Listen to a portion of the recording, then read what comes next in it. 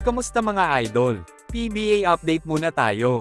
Mainit nga na pinag-uusapan ngayon sa social media ang malaking pagbabago na posibleng mangyari sa koponan ng Magnolia Hotshots. Dahil nga sa masaklap na pagkatalo nila sa sister team na San Miguel Beermen, may posibilidad na may mawawala sa Magnolia bago pa man magsimula ang All-Filipino Cup Conference ng PBA mga idol. Ayon sa nasagap na balita, maaari daw na makipag-swap ng player ang Hotshots sa Batang Pier, kung saan target nilang makuha ang star player ng koponan na si Arvin Tolentino. Madami ang nagsasabi na hinog na daw si Tolentino para maging next superstar ng PBA. Sa katunayan nga ay pang-apat si Arvin Tolentino ngayon sa MVP race ng PBA ngayong season mga idol. Nais kasi ng Magnolia na masolusyonan ng problema nila sa opensa, lalo na at nahirapan silang makasabay sa SMB dahil sa dami ng scorer nila sa koponan.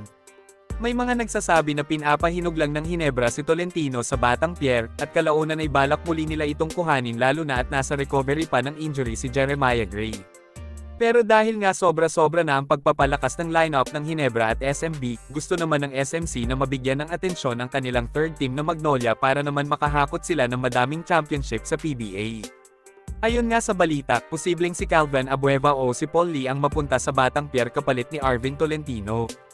Ang dalawang player na ito ang naging dahilan kung bakit hirap na hirap silang manalo sa finals. Gusto sana ng SMC na sa Magnolia na mag-retire ng basketball si The Beast pero mukhang hindi na ito mangyayari. Madami na kasing pagkakamali na nagawa si Abueva simula nang nalipat siya sa Hotshots.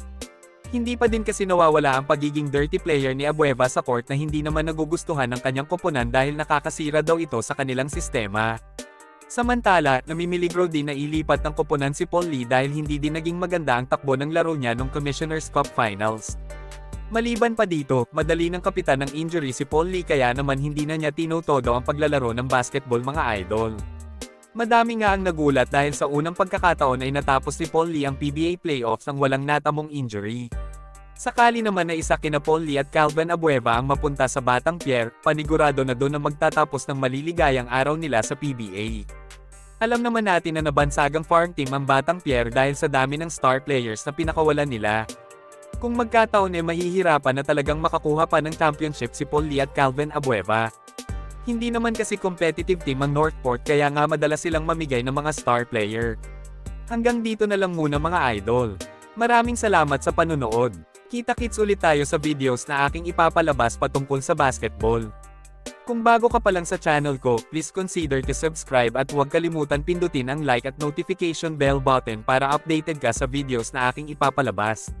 Salamat mga idol!